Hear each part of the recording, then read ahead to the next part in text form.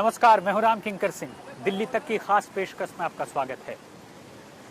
गणेश परिक्रमा, ये शब्द आपने जरूर सुना होगा। दरअसल हुआ यूं कि गणेश जी और उनके भाई दोनों शिव और पार्वती के पास गए और उसके बाद से शिव जी ने ये कहा कि जो जितनी ज्यादा जमीन लांग पाएगा वो उतनी उसकी हो जाएगी। फिर क्या हुआ?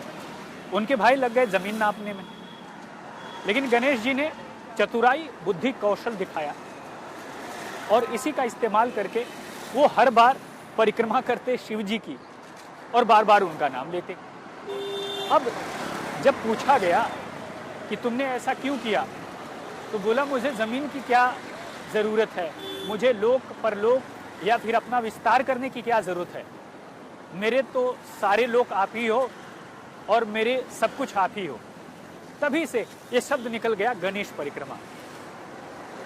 राजनीति में भी कुछ यूं ही है। एमसीक्यू चुनाव सर पर है, लिहाजा अपनी टिकट की दावेदारी सुनिश्चित करने के लिए जो तमाम प्रत्याशी, तमाम भावी पार्षद हैं जो कोशिश कर रहे हैं टिकट के लिए, वो दरअसल अपने शीर्ष नेतृत्व की परिक्रमा करना शुरू कर दिए अभी से, अलग अलग। और इसमें सभी पार्टियां एक समान है, चाहे वो आम आदमी पार्टी हो, भारतीय जनता पार्टी हो या फिर दिल्ली प्रदेश कांग्रेस। इन सभी में टिकट चाहने वालों ने अपने आकाओं की गणेश परिक्रमा शुरू कर दी है, लेकिन साफ तौर पर हिदायत इनको दी गई है, भैया गणेश परिक्रमा करने से कुछ नहीं होगा, रिपोर्ट कार्ड देखा जाएगा। अब जो ये रोटेशन हालिया हुआ है राज्य निर्वाचन आयोग की तरफ से, उसने काफी समीकरण बदल दिए और समीकरण इस मायनों में बदल दिए कि 272 सीटों पर जो भौगोलिक स्थिति, जो राजनीतिक समीकरण था, जो जातिगत समीकरण था, वो चाहे जो भी रहा हो, लेकिन रोटेशन की वजह से वो पूरी तरह से बदल गया।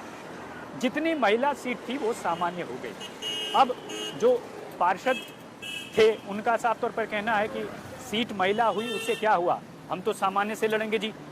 और जो पार्षद सामान्य थे उनकी सीटें अगर आरक्षित हुई, फिर भी वो अपने अपने तरीके से कोशिश कर रहे हैं कि अगर उनकी सीट महिला भी हुई तो अपने घर की किसी महिला को आगे कर रहे हैं, सामने कर रहे हैं, ताकि उसे टिकट मिल जाए।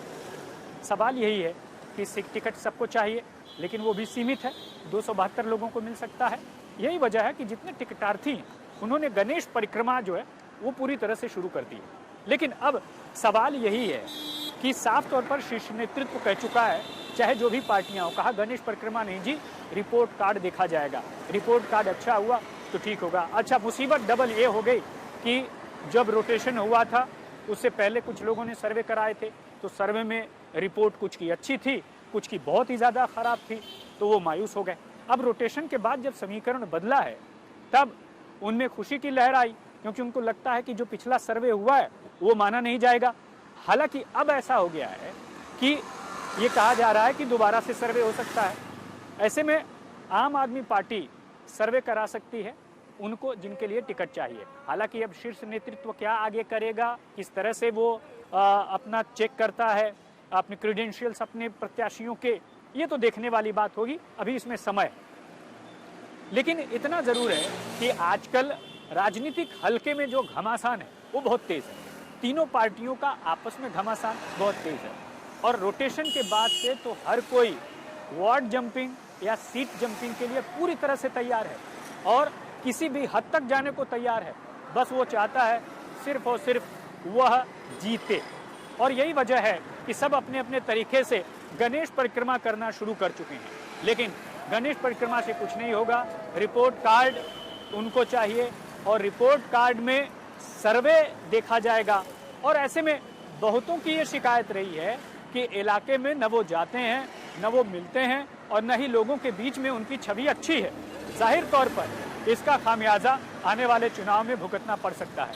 यानी राजनीतिक पार्टियों में घमासान अगर तेज है तो रोटेशन के बाद जो समीकरण है वो पूरी तरह से बदल गए हैं और इन सब के बीच पति पत्नी की पैरवी कर रही है, पत्नी पति का पैरवी कर रहा है और जितने रिश्तेदार हैं वो ये चाहते हैं कि उनके घर के किसी एक सदस्य को टिकट मिल जाए और वो चुनाव में अपना दम ठोक सकें।